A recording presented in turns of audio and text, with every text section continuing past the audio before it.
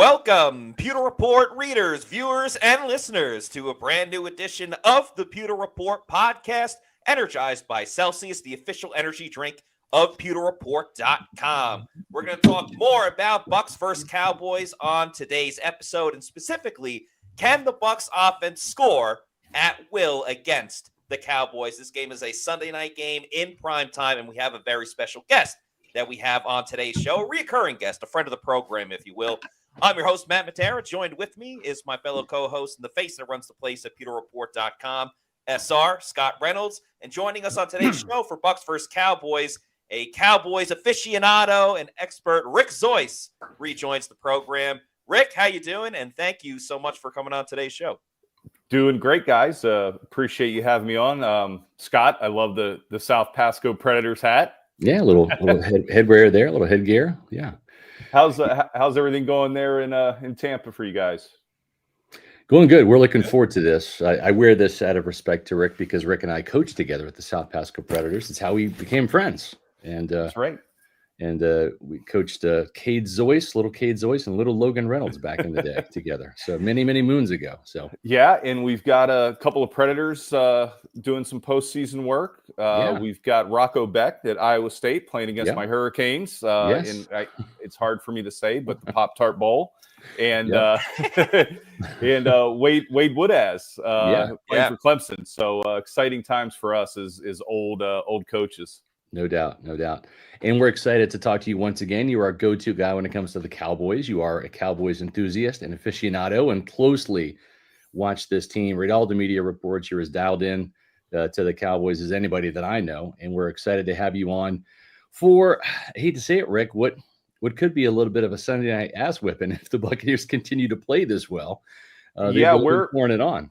Yeah, I don't know if you guys were planning on talking about the game. I thought we were talking draft because that's where we're at in Dallas. So you guys, I can pull up the big board. What do we want to talk about? Well, I mean, we'll get to the draft in later in the show because I want to talk about Cooper Beebe, somebody who's near and dear to my heart as a K-Stater, who is the starting center for the Dallas Cowboys. And of course, the Buccaneers have their own rookie center in Graham Barton. We'll talk about that a little bit later in the show. But first, just a couple of things I wanted to kind of pick your brain about, Rick, because this is really a bit of a dichotomy here. The Buccaneers have won 4 in a row, and they're kind of firing on all cylinders. The Cowboys, to their credit, have won, 2 out of the last 3 games. And they're doing it with Cooper Rush, who's filled in for Dak Prescott. But they have yet to win a game in their own building on a Sunday. Yeah, well, going back to, there was a point in the season where we were the only professional sports team not to win a home game in the year of 2024. So we did manage to squeak one out. But yeah, it's baffling. I think it started with the Packers game last year. Mm-hmm. I think a lot of things started with the Packers playoff game last year.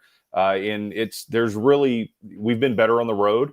But there's really no explanation for why we're not playing well at home. And of course, the only win you guys have had has been on Thanksgiving against the Giants, a team that the Buccaneers have in common. The Bucs beat the Cowboys. I should say, I want to get ahead of myself. The Bucs beat the Giants coming out of the bye week 30-7.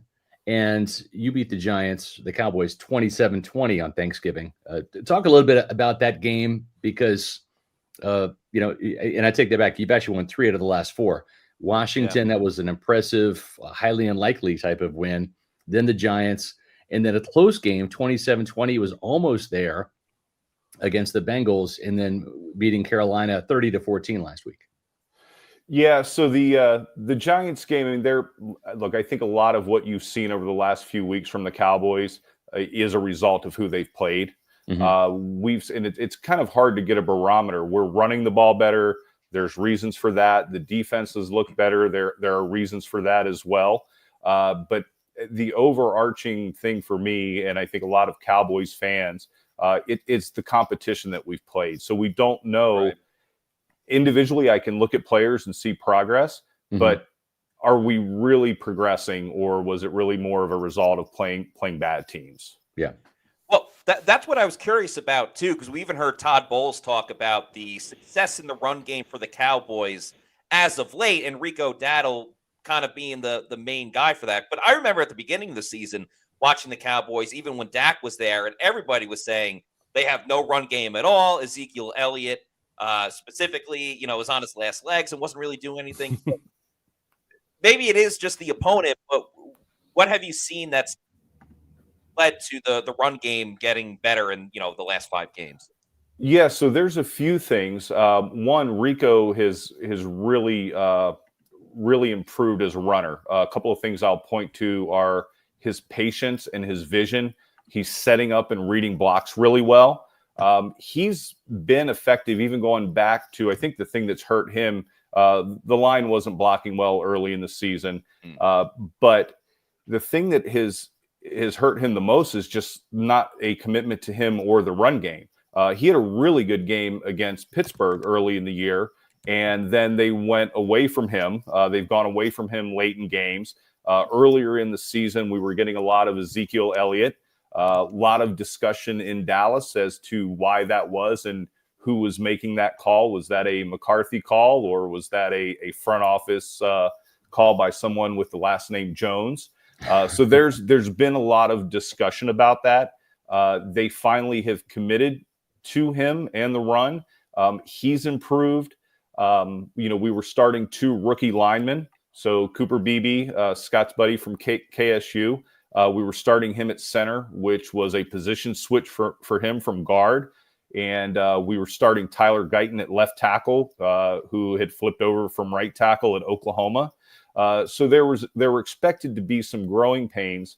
One of the things that really hurt that they weren't counting on was the play of Zach Martin, who is going to be a first ballot Hall of Famer. Mm-hmm. He, I think, physically has hit a wall, and it was hurting the run game.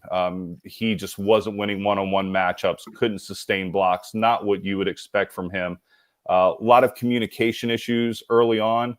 With the offensive line, they were having trouble, just simple things like coming off of combo blocks. They were bad at that. But that's all gotten better. Brock Hoffman has replaced has replaced Martin at right tackle, and there's been an uptick in the run game there. So what you're saying is there's no more Zach attack, right? There is not. And then really with Rico Dowdle, you look at it, he's had some productive games, certainly the last couple of weeks, 3 100-yard games in a row, 112 against the Giants, 131 against the Bengals, and then 149 last week against the Panthers. But he's kind of a workman-like back, right? His longest run of the year, 27 yards. He's not Fast Kenny. That's what you're saying. He's not Fast Kenny. No, he's really good in the screen game, but he's not a wide runner. He's not going to press the edges, which is going to be interesting because most of our success is coming A gap, B gap. Mm-hmm. And you guys are, I think, pretty stout there at the interior defensive line. Yeah. So that's going to be interesting. One thing, a couple of things that I'll throw out for you guys, and this was something I wanted to ask you about. So he's had over the last several weeks, he's had a 75% success rate against a loaded box. Mm-hmm. And you guys are in a loaded box look, I think, up in the mid 50s, the highest percentage in the league. So I think, what are your thoughts on that matchup? Yeah, I mean, I think Vita Vea and Kalijah Kancey both have had really solid years, and really behind them, that's where the issue has been. Outside of Levante David, who had 12 tackles last week, looked like old Levante, had a sack and a half. Yeah. I think Levante is better, and he's been one of the best coverage linebackers for the longest time. It's just he's going to be 35 on January 1st. And so if there's been a noticeable drop-off in play, maybe you say in coverage, he just doesn't have the wheels to maybe carry guys down the field like he did. But attacking the line of scrimmage, I mean, he still gets it done. He's tough. He's instinctive. He knows he can sniff out where the ball is. He reads keys exceptionally well. We've seen him. He's got 5.5 sacks this year, which is second on the team behind both Kalijah and Vita Vea. So even though they've had some issues at inside linebacker with Servassier Dennis going out, KJ Britt now injured, JJ Russell having a pretty good game last week, and Vi Jones in the mix. You've got Levante and you've got Vita Vea and Kalijah Cansey. Both those guys win with power with Vita and speed with Kalijah, and then Levante behind them. That's a tough triangle to try to, get an advantage on. And I think that's a big reason why the Buccaneers have had success. So I think Logan Hall's had a good season for you guys in there as well. Is that right? He's had his moments for sure. He had a sack last game as well. It kind of it's a little bit of peaks and valleys with Logan Hall. He'll have a great 3-game stretch and then disappears for a little bit, but it seems like he's coming back on that right trajectory with a good game against the Chargers, including the sack. Yeah, a couple more things I'll throw out. So the last 3 weeks, I know you were asking about what's changed. And again, level of competition notwithstanding. Rico's first in the league in yards. He's first in yards after contact. He is first in the league with 14 10-plus yard runs and first with 16 missed forced tackles. So I think certainly that's some of the competition, but the improvement that I talked about and what we've seen with him over the year with more carries, I think that's a lot of that paying dividends now. And the other thing too that Todd Bowles will do, and Matt, I've seen this, for years now, but we always watch it in training camp. We kind of marvel at it. It's like Todd Bowles loves to blitz on first down, and it's kind of genius to do that on first down. He does it more on first down than he does on third down, because if you're going to run the ball, he's throwing a safety into the box and attacking the line of scrimmage right there. So it's just another run defender right there. And if you are tempting the Buccaneers with the first down pass, he's sending Antoine Winfield Jr. or Jordan Whitehead, not those guys this week because they're not playing, but that's been his MO. And I think as he feels more comfortable with the likes of Kayvon Merriweather, who's in there, Christian Izzian, those are guys that I don't think he would have a problem sending at the line of scrimmage on first down to try to help stop Rico Dowdell. And then if not, then it's going after Cooper Rush, who is really interesting because, you look at him statistically compared to like Dak Prescott. And when Prescott was in there, 3 and 5 as a starter, despite the $60 million, per year contract that he's now making, but he had 11 touchdowns, 8 interceptions. The turnovers were an issue for Dak, and that's a big reason why the Cowboys struggled at the beginning of the year. But then you look at Cooper Rush coming in to play, and 3 touchdowns last week. I think that was kind of a bit of a breakthrough game for him. Granted, it was the Panthers, but it was in Carolina. The Cowboys actually played Carolina better than the Bucs did in Charlotte. But 10 touchdowns, 3 interceptions, so you get excited about that until you see the fact that he's got 7 fumbles and 6 starts. He does, and he's certainly they're not from running because you don't have to worry about him being very mobile. But there's been some issues with snaps, and they're on him where he's looking up at the defense and trying to get a read, and he's just taking his eye off the ball in a snap. And he's not very clean with his ball handling, especially not that they run read option with him, but they give that look, and he's a little sloppy with the mesh. So last week, for example, he pulled a ball out from Rico, and then the ball hit Rico's hip, and it's on the ground. So that's been an issue. The interesting thing with the offense with Rush and those numbers that you gave, Scott, I mean, those have been a topic of big discussion in Dallas and amongst Cowboys fans, looking at his stats versus Dak, and certainly the discrepancy in the salary. The interesting thing is they run a very different offense when Rush is in there. Mm-hmm. And the general feeling is if they would keep that same type of offense when Dak was in there, it would help Dak tremendously. It would help the offense tremendously. Mike McCarthy he wants to pass the ball. Even I think against the Eagles, may have been against Houston. It was one of the games against the Eagles or Houston. Cooper Rush had 50 or 55 pass attempts. That makes no sense. In no world are you doing that with your backup quarterback. Right. But he's begrudgingly running the ball now. And it helps. And I think if there was that kind of an approach with Dak in there, it just suits what Dak does better, takes some pressure off of him, allows him to rely on the run game like they did early in his career with Zeke, working with play action. they've definitely moved to that. They will still get themselves in trouble and go away from the run. You mentioned the Cincinnati game earlier. We were up. Well, it was a tie game with about 5 minutes left. Hand the ball off to Rico on first down, 14 yards. The next 3 plays, we throw 3 incomplete passes. Wow. And that leads to the blocked punt. And it is tough to get him to run the ball and stick with it, even with a backup quarterback in there.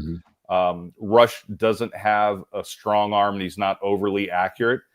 So if the ball's coming out of his hands very quickly, if you get pressure, and the one thing I would say that I've seen and we've seen that's worked well and given problems to the Cowboys, even when Dak was in, and I know you guys run a lot of cover 1, a lot of cover 3 with press corners.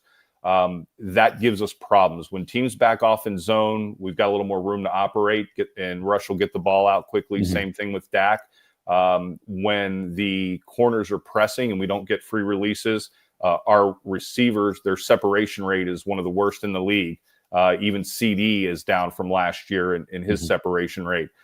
So the ball's going to come out quickly. He doesn't have a strong arm. So it's, you're defending short area passes and maybe intermediate. He will take a shot downfield once in a while, but I don't think it's anything you guys need to play shell coverage against. Well, that's what I was curious about when it comes to the Cowboys passing game when they do have to throw the football. Is it just get the ball to CD over and over again? Because obviously he's one of the best wide receivers in the league. Or how else are they getting other passing targets involved? Yeah, I mean, it's CD. CD has been the last few games very heavy in the first half with fewer targets in the second half. But it's CD. You'll see some Jalen Tolbert mixed in there. Jalen Brooks had a touchdown last week against Carolina. Brandon Cooks this will be his second game back, I believe. They use Rico out of the backfield, and he loves Jake Ferguson, who was out with a concussion for a few weeks. So they've started to get some other tight ends involved in addition to Ferguson. Luke Schoonmaker, our second-round pick out of Michigan, has started to come on a little bit, as well as an undrafted free agent who has great size. His name is Brevin Spann-Ford. He's making plays.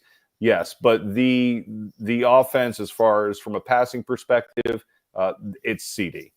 Yeah.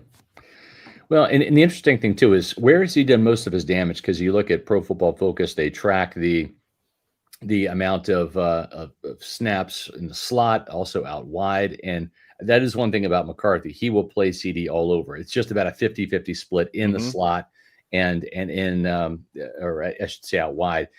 Is there a preference that he has? Is there better production inside versus out, or is it kind of matchup driven? How do you kind of assess CD Lamb and where he does the most damage and where he's the most dangerous?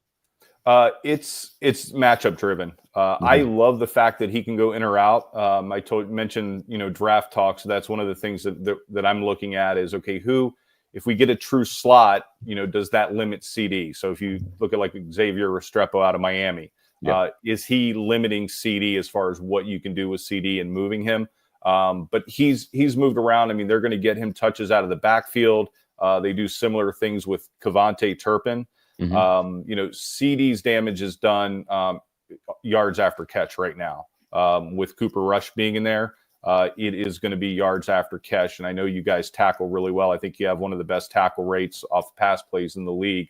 And I was interested, one of the guys that I think, and you tell me if I'm wrong, that's had a pretty good season for you guys, is Tyke Smith in the slot. So I'm curious to see what that looks like when CD goes in the slot.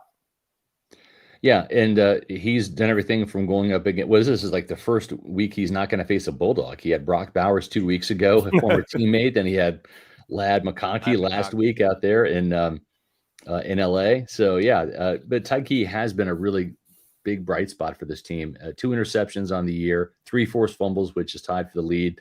He's really kind of been the playmaking defensive back there, with Winfield having such a quiet year due to those injuries. Yeah, one of the things that I was looking at, and I think when I was mentioning how the Bucs are tackling off of pass plays, a lot of our offense is, even when Dak was there, it's a lot of slants. but McCarthy runs a ton of hooks, curls, and stops. So those broken tackles are what are leading to yards in our passing game for us right now. If you're a good tackling team and you're stopping that, I think it's very easy to limit what we do, because McCarthy's offense, much to my chagrin, is very siloed, meaning each receiver is kind of operating in a silo. And they've got to win their one-on-one matchups. There aren't a lot of rub routes. There aren't a lot of crossing routes. The route concepts aren't layered, so you're not creating openings for the receivers. So it's very much dependent on the receivers winning their one-on-one matchups and then making a play with the ball in their hand. Yeah, and you mentioned tackling. That's been an issue, as Matt and I have seen in instances. Some games the Buccaneers are it's tackling cleaned up fantastic. a little bit more. It has, yeah. It's been better since the bye week, and I think that's a credit to Bowles and the defensive players. They haven't been playing at full strength, especially in the middle of the field, with the safeties being out with the injuries at inside linebacker. But I think by and large they've done a better job of that. So certainly something to watch for on Sunday night. Just like we're always on the watch for the next new Celsius flavors, and folks, that they seem to come out like clockwork, and we're anxiously waiting to see what the Celsius labs have in store. But in the meantime, you can just find just about any flavor of Celsius. I had a cherry cola Celsius the other day as my afternoon beverage of choice, Matt. And I was thinking about you this morning, Matt. I had an Arctic Vibe for breakfast. Oh, let's go. Yes, Arctic Vibe is my personal favorite Celsius energy drink. And yes, it does feel like Celsius has a new flavor every single day. Of course, Celsius energy drinks are the official energy drinks of pewterreport.com. Head on over to the Celsius website, see all the flavors they have, like the sparkling watermelon lemonade that you see on the screen there, and go to their Celsius store locator if you need to know where to find a Celsius energy drink. Maybe you're in a different location than usual. Maybe you just moved somewhere new and you need to know where to find a Celsius energy drink. Go to that store locator, punch in your address, and it'll tell you the closest place you can go to pick one up. Could be a Walmart, a Stop and Shop, a Publix, a Piggly Wiggly, or it could be your bodega. Bodega. There we go. Double we go. bodega. I love it. Yeah. And after you keep going to your bodega and you love Celsius and you want more and you want to buy it in bulk, that's where you can purchase it in bulk over on Amazon with the subscribe and save. I'd recommend that variety pack because there's so many fantastic flavors of Celsius, and have it sent to your place of residence whenever you want. You set it up at your own leisure. So just make sure you're drinking Celsius energy drinks, the official energy drinks of pewterreport.com. It sounds like you listened to the show, Rick. You were right on cue with that bodega there. Oh, I've got another one for you, which is a good segue. I wanted to talk to you about Yaya Diaby. Yeah. So it looks like the production has slipped a little bit from last year, and I'm interested because when looking at the matchup, we talked about the interior pressure that you guys get. I think the way to attack the Cowboys, Terrence Steele at right tackle, either Tyler Guyton or Chuma Edoga probably at left tackle, are definitely our weak spots. So I'm curious if you think that's something that the Bucs will be able to attack this week with that edge pressure. Well, I'll let Matt chime in a second. What I will say is Diaby has done everything better except the sack column, right? That's regressed from 7.5 to 2. And he's frustrated about it. I'm writing about it in tomorrow's SR's Fab 5 Pewter People. So make sure you stay tuned for that. I got some good stuff from Yaya about his sack struggles this year. And so that should be a good read. I will say that I think this guy's part of the problem. George. That would be George. You know George. Yeah, I do know who you. Yes. George Edwards, former Cowboys linebackers coach, pass rush coach now with the Buccaneers. And I just not a fan. I think that there has not been the growth and development of guys like Chris Braswell, who's a second-round pick, Yaya Diaby, third-round pick from a year ago, Jose Ramirez, the leading sacker on this team from the outside linebacker position. And you think back to, Bowles' defenses, right, whether it's Marcus Golden, out there in Arizona, who was a double-digit sacker, obviously here, Shaq Barrett, JPP, right? I mean, he's had a ton of production from the outside linebacker position. And just the last 2 years since Edwards has been here, it really has not materialized. I think Yaya had 7.5 sacks last year. I think some of those were very opportunistic, free runs, things like that. But we just have not seen the pass rush development. We have not seen the moves, Right. The counters really be taught to these guys. I don't think so. If Todd Bowles is coming back next year, and my last name isn't Glazier or Light, so I'm not making that call. But if he does, I'm saying you need a new pass rush coach because this guy ain't it. Rick, what are your thoughts? You had George Edwards down there in Dallas. We did. He made Micah Parsons, didn't he? Come on, right? Yeah. So I think we have to call it a wash because you did get Skip Pete from us too, and I think he's done a nice job for you. Yeah, that's true. So the thing with Edwards that I noticed when he was coaching our linebackers here, and we didn't pressure as much with our linebackers when he was here as you guys do. I just felt like there was never a plan for the linebackers. When I say that, I mean within the play. You have to have a plan when you're rushing, when you're attacking a gap, or you're attacking a certain offensive lineman. They just never seem to have a plan. And it made me think of that, Scott, when you were talking about Diaby, and what you've seen is just that lack of a plan on, okay, how am I attacking this player? How am I going to win this rep? Yeah, I think for Yaya, it's been frustrating too because he was lights out, and I get it, it's training camp and things are different, and it's not the 100% intensity that it is, in a game, but he was dominating in training camp, and then he had that ankle injury, and it slowed him down. But we're at the point now; it's December, like that's not an excuse anymore, and it's been very much a case of close but no cigar because I think he has done a good job stopping the run. He's doing it better because we've had this conversation about Joe Tryon-Shoyinka as well, where it's like, oh, he's getting so close and he's a second away, but hey, he's still doing good stopping the run. Like Yaya's already further ahead than JTS was, in his second year. And I'm almost at the point, like, I'm still optimistic about the career of Yaya Diaby, but this season specifically, when it comes to like making the big play, getting the big turnover. Like I'm almost expecting Anthony Nelson to do that more than Yaya because Anthony Nelson has at least proved it this year with that big forced fumble against the Panthers in overtime. Yeah, for sure. We wanted to get to a super chat here. Let's appreciate Bucs Basement, Dalton 99. Hope the team learned from the Broncos game. Yeah, it's an interesting phenomenon, right? Because the Buccaneers, and Matt, we were in there today. That locker room was lit. I mean, it was hooping. Yeah, I don't know what they were saying, but they were hooting and hollering about something going on. Maybe they just have the holiday spirit, going on right now. But the vibes are very high with this 4-game winning streak. Yeah, I was looking for like Luke the Lifter to turn around during his presser today, which is right in the locker room, and tell those guys to shut the hell up because they were making so much noise on the defensive side. You hope that that's just unbridled enthusiasm and you're chomping at the bit to get to Sunday night where, if we're telling the truth here, the Buccaneers are 0-3 in primetime this year. And so that's a little bit of an issue that maybe they have to overcome. But you hope that this team has learned from that Broncos game. And Rick, to give you a little bit of context, this team was sky high, finally beating the Detroit Lions, a team that swept them, including ending their year in the playoffs last year. Week 2, they go up there, handle Jared Goff, finally figure him out, 20-16. Bowles puts out a defensive masterpiece. They do enough on offense to win. They were feeling good about themselves, too good. They came back against an 0-2 Broncos team that had seen Bo Nix throw 4 interceptions, no touchdowns. And we all thought, I did a Pewter Pulse on it. I thought they were going to roll the Broncos. Instead, they got rolled 26-7, the only game where the Bucs offense has not scored 20 points or more. And so maybe I'm hoping Todd Bowles has said, hey, it's okay to get excited.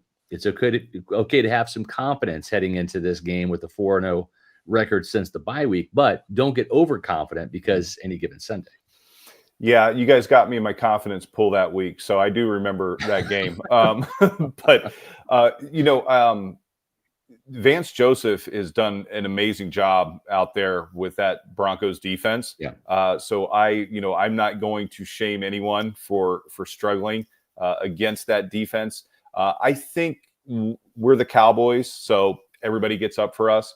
And we still have enough players where, if you don't play your game, we're capable of beating you. So I would love to see you guys come in and not be focused and thinking about the holidays.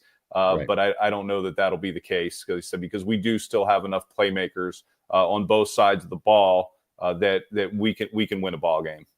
Yeah. Do the Cowboys have an advantage because the sun won't be a factor in this game because it's at nighttime? Well, Jerry actually asked, what about the moonlight, when he was questioned about that. So it depends on where the moon is. I don't know if I don't have my eclipse schedule in front of me. There could be an eclipse. But yes, maybe we get an advantage because the sun won't be shining. Yeah, maybe it'd be a full moon out there in Big D, and all of a sudden the lunar rays just exactly mess with the teams. But let's talk about the centers for a second here, because Cooper Beebe was a player that played guard, was an All Big 12, All American guard, and really didn't play center. That was the one position he didn't play. Played left tackle, played right tackle, played guards, both sides of the line. Didn't play center at Kansas State, yet that's where the Cowboys have played him. And I wanted to get your thoughts on how well he's played. Obviously, he's been wire to wire at center this year. Mm-hmm. Yeah, so he started off the first few weeks of camp. He was behind Brock Hoffman, and the reason initially was he was having trouble snapping the ball. The snaps weren't clean, particularly in shotgun. He cleaned that up, and as soon as he did, he took over that starting position, and he's been starting ever since.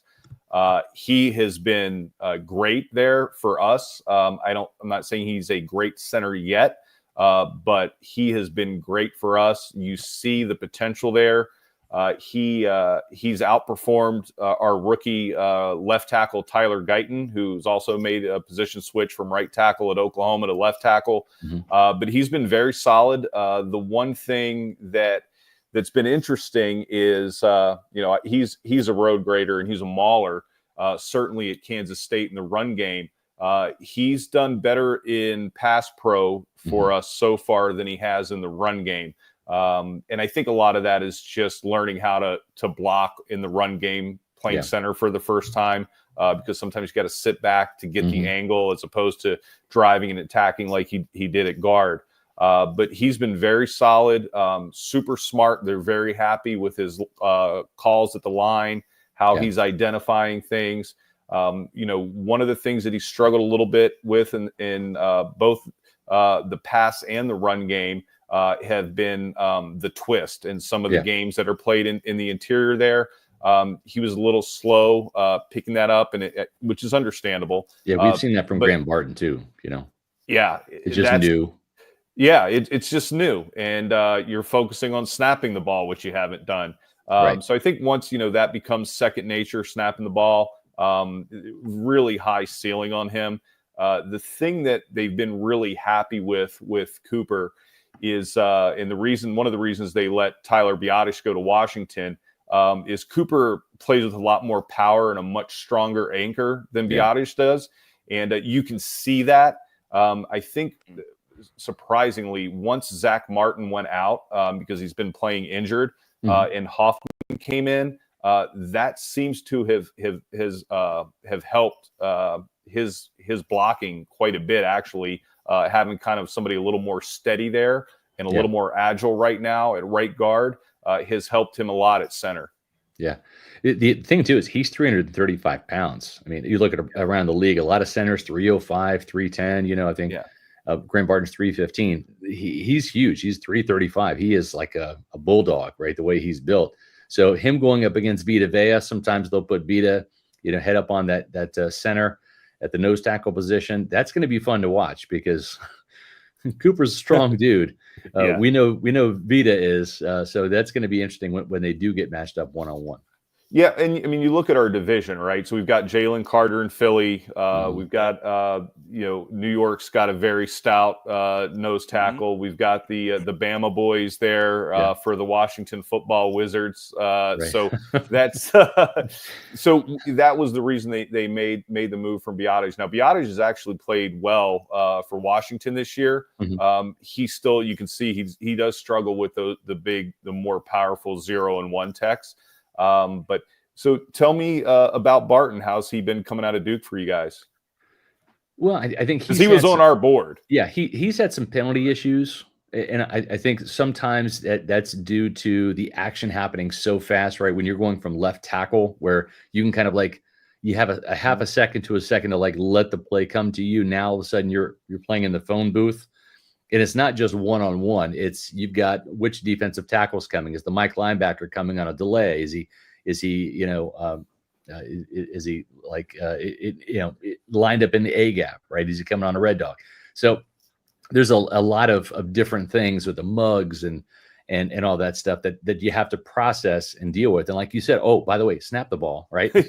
And so what we've seen is him be sometimes a tick too late in picking somebody up, and that has caused some holding penalties. And I just think it just reps, it's experience. He's going to be much better next year than he is this year. This is just that growing pain year.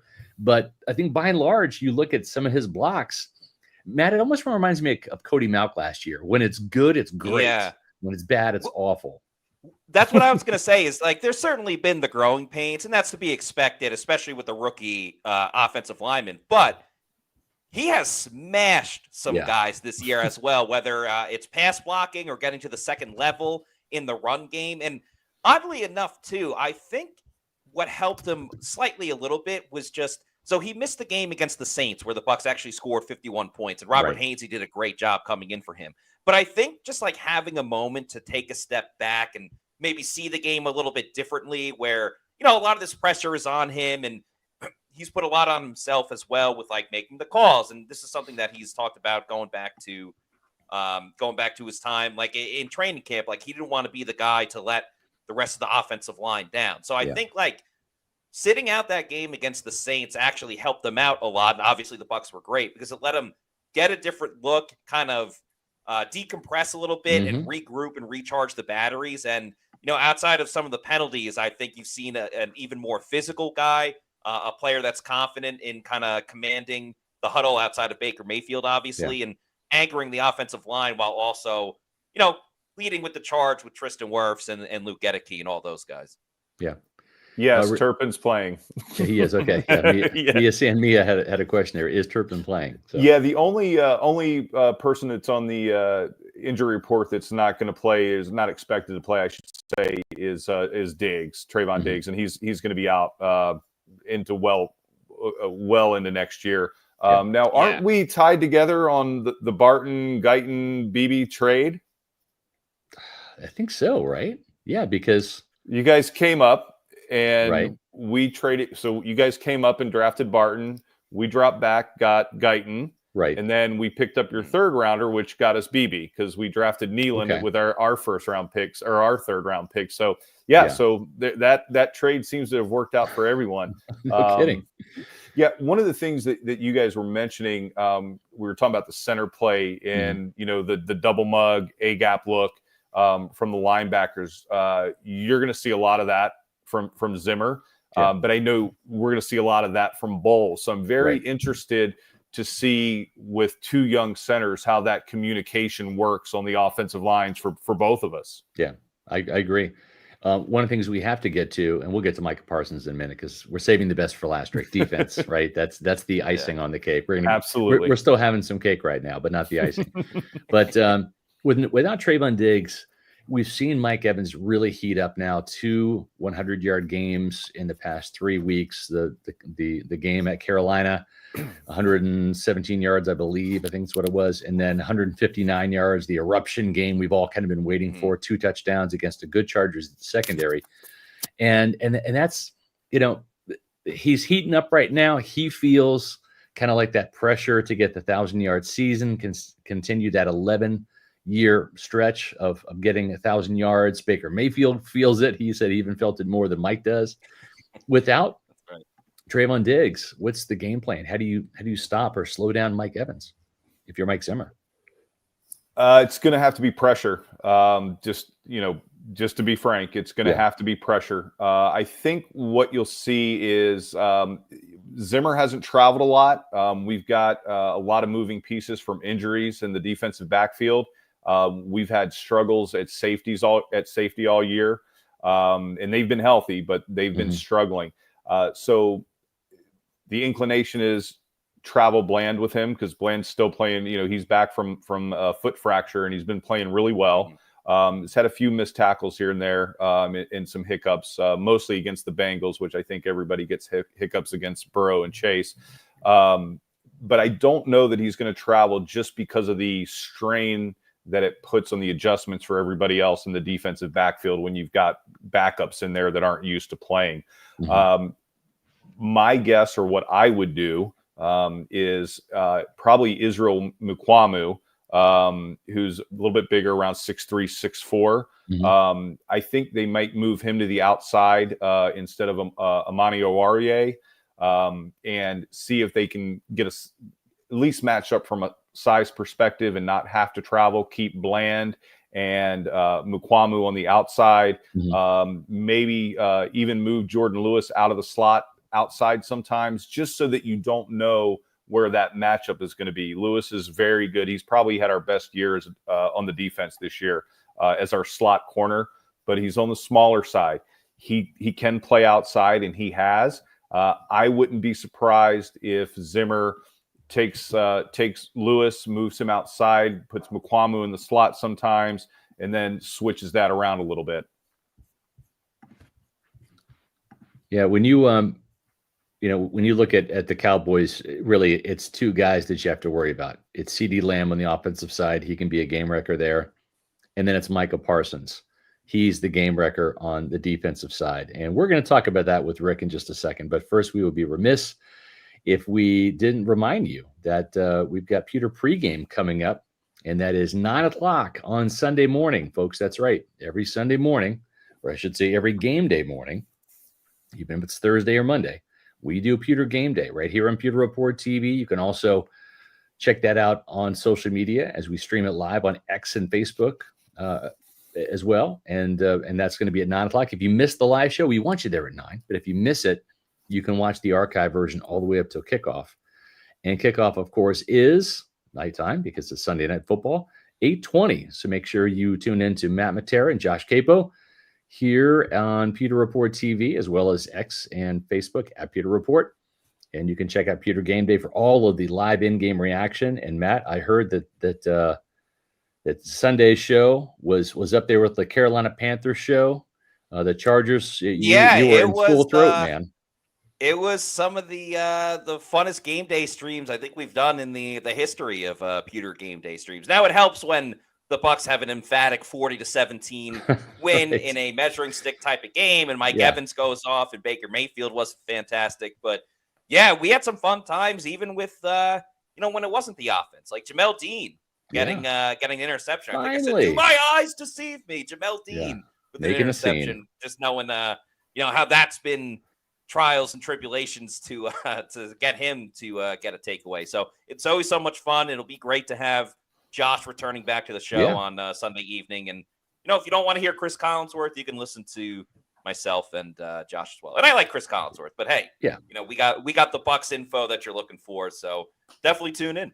No doubt. And make sure if you are a Pewter Insider, a Pewter Platinum or Premier member, that you join us tomorrow. Matt and I will be on at 1:30 p.m. here on Pewter Report TV with our Pewter Insider. It's our exclusive Q&A for our Pewter Platinum and Premier members. Why have the Bucs struggled in prime time? And of course, the Bucs are 0-3 this year in prime time. So hopefully that changes, because given this team's history of making the playoffs as a wild card and hosting that playoff game, the last two wild card games have been on Monday Night Football. So the emphasis there is night. So the Bucs need to learn how to win at night if they want to do anything in the playoffs, because I remember a couple of years ago, the Dallas Cowboys came in and ended Tom Brady's career with a 31-17 win, 31-14 win. Yeah, Raymond wild James card. Stadium. Yeah. Mm-hmm. CeeDee Lamb went off. Dak Prescott had a playoff win. Holy smokes. Right? Great game. No, that was a great team win all the way around. I think Yeah. you guys were under 500, so it's not a huge feather in the cap, but we'll take our playoff wins where we can find them. Yeah. We're going to let you guys know about a place to go to watch the game on Sunday night. And of course, there's college football playoffs kicking off this weekend. So you want to make sure that you go over to our friends at Walk-Ons and check out all of the great food and the football that's on tap this weekend. Game day at Walk-Ons is just different. And it starts with the way our teammates prep each dish from our scratch menu. No shortcuts. We are hand cutting every single mozzarella log straight from the block. Hand peeling, stuffing, and bacon wrapping each voodoo shrimp. Hand carving ribeyes for our steaks and po' boys. And hand slicing, then tossing our boneless wings and our house-made sauces. With wall-to-wall TVs and food like this, why would you want to watch anywhere else? That's game day. The Walk-Ons way. Thank you, Drew. And game day specials are at Walk-On Saturdays and Sundays. Pints $4.49, 22-ounce pours $5.99. Michelob Ultra, Bud Light, Budweiser at $5. Heineken Silver 12-ounce cans, $5 neutral assorted flavors. Make sure you get to Walk-On's 3 locations in the Tampa Bay area, up here by Wesley Chapel, by my neck of the woods, across from the Outlet Mall.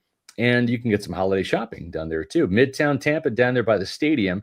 And that's where Matt Matera lives. Not at the stadium, but close to it. You're not like Baker Mayfield. You don't live in the stadium, Matt. Yeah, I live in the pirate ship. Yeah, exactly. Ahoy. And then also over in Lakeland, you can visit walkons.com for more. All right, let's get to the guy who certainly had Luke Gedicke's attention today, Micah Parsons. 8.5 sacks this year. He has averaged 13.5 sacks in each of his 3 first years, Rick, with no fewer than 13 sacks in any of those years. So he has been the model of consistency. Tell me about Micah Parsons. He missed some time, but this guy is just hell on wheels. When he's healthy and on, he's an absolute game wrecker. Changes the entire defense. Just plain and simple, changes the entire defense. Since he's come back, we are first in sacks in the league since he's come back, and second in turnovers. And we weren't getting either one of those prior to him being out. Little disappointed that you guys don't get to see DeMarvion Over shown out there with him, because the two of them were really becoming a nice combo with what Zimmer was doing with them.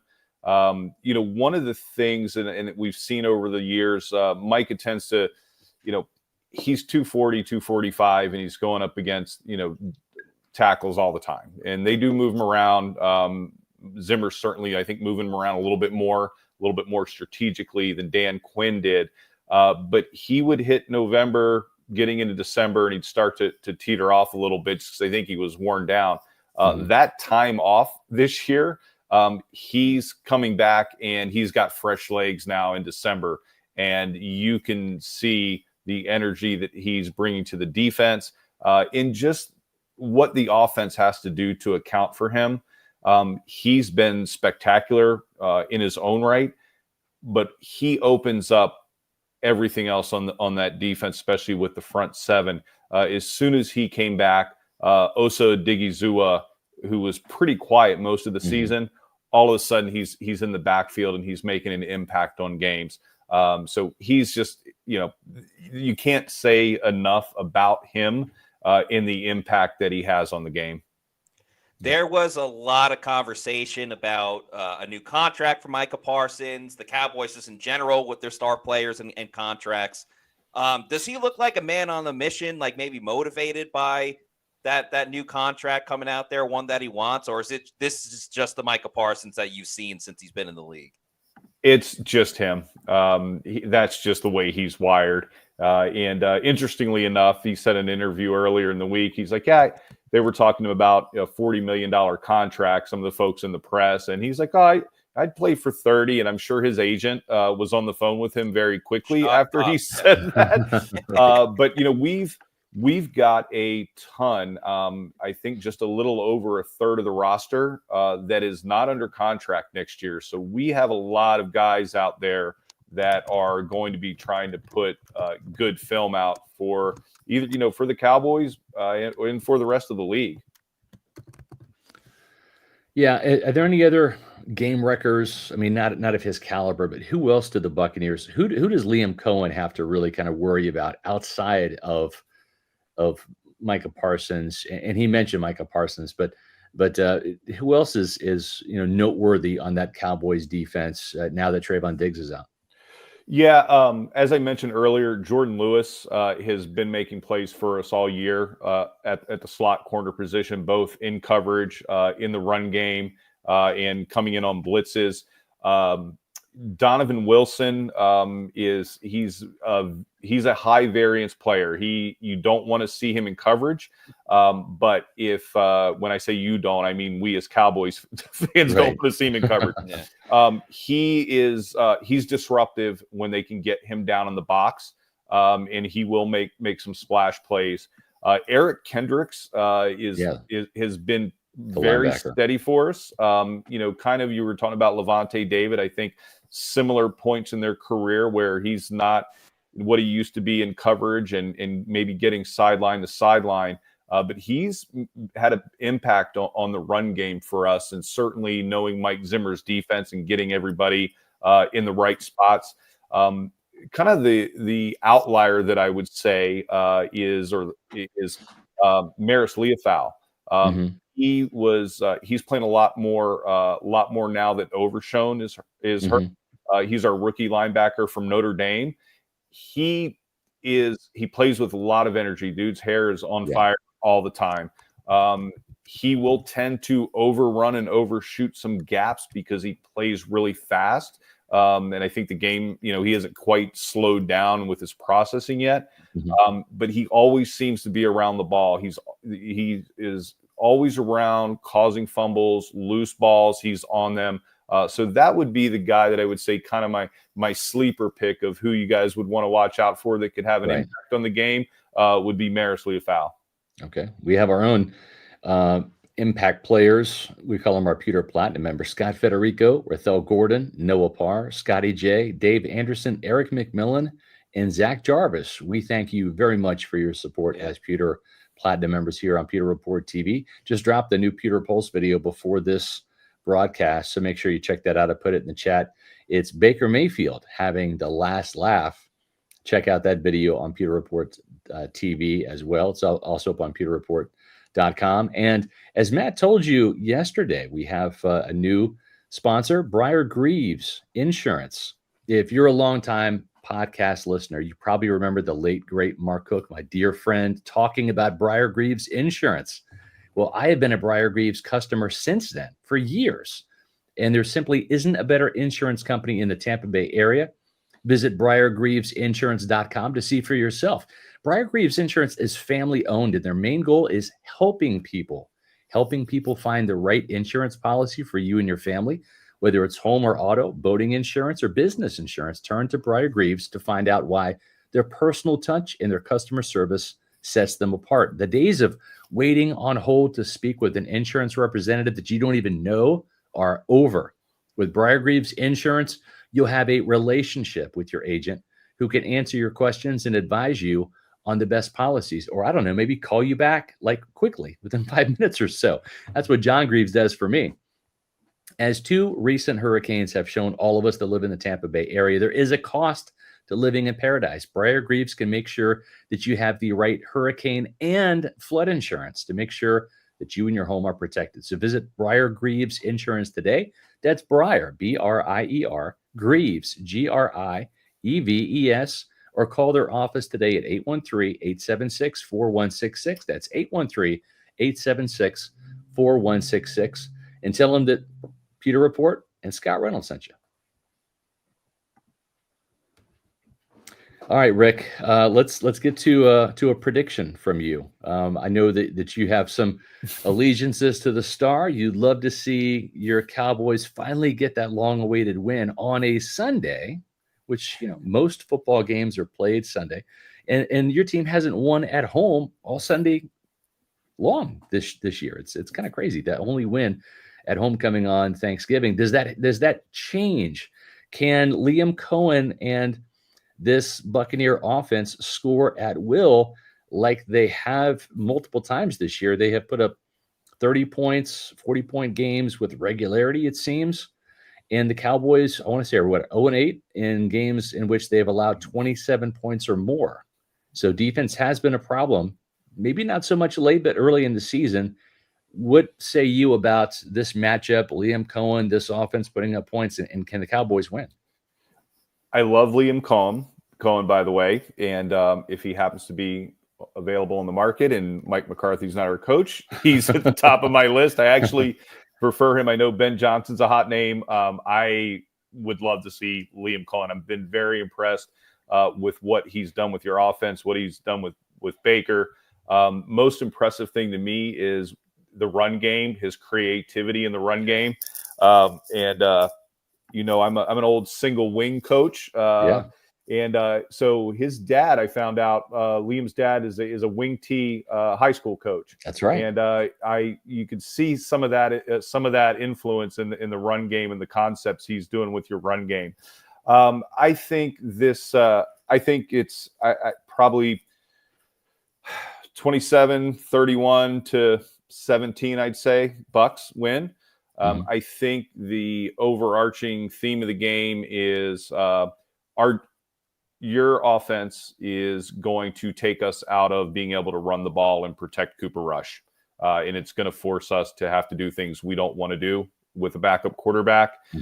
So I think the offense is going to have trouble keeping pace. And I don't think the Cowboys defense is currently constructed is going to be able to shut down your offense, just because it's a very much a pick your poison offense. You can run the ball, grind it out, you can air it out. I think there are just too many things for the Cowboys to account for that they're not capable of right now.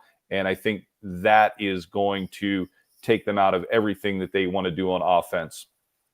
Yeah, that was big for the Bucs in their win over the Chargers. It's just they kept pulling away in that second half, and the Chargers, who don't really have an explosive passing attack and want to keep it close and run it, they had to keep throwing it, and they just couldn't. And same against the Raiders, but it's a bad Raiders team. But once they were ahead, the Raiders really couldn't do anything. Just wanted to ask you as well your thoughts on Bucky Irving and that Bucs running game, and even when they do the pony package with Bucky Irving and Rachaad White on the field together. It's quite a sight to behold. Oh, I love it. I think it's a great combination. And even your third running back, is it Sean Tucker? Sean Tucker, yeah. He's been impressive. They are a perfect complement to each other. I would say that they were, for me, they were probably two behind the Lions backfield before Montgomery got hurt, as far as the combo of running backs that you have. Irving, a lot of people doubted him because of his size coming out of school. He has, I liked him coming out of school. He surpassed anything that I thought he was going to do this year. The impressive thing to me with him at his size, and I think these are, two of the most important things in a running back, are vision and contact balance. And he has both of those. Yeah. And the one area that I think he's going to give us problems is we don't do a very good job of defending backs out of the backfield in the passing game. So I think he's going to have a lot of success there.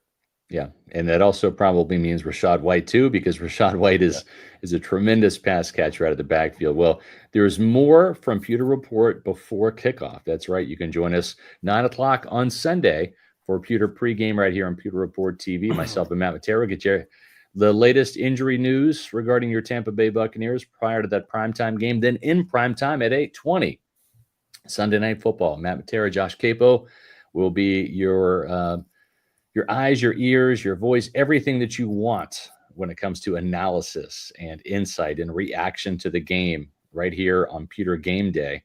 And we would be remiss if we didn't tell you about pewterreport.com, folks. You got to check out our website as well and our social media, Matt.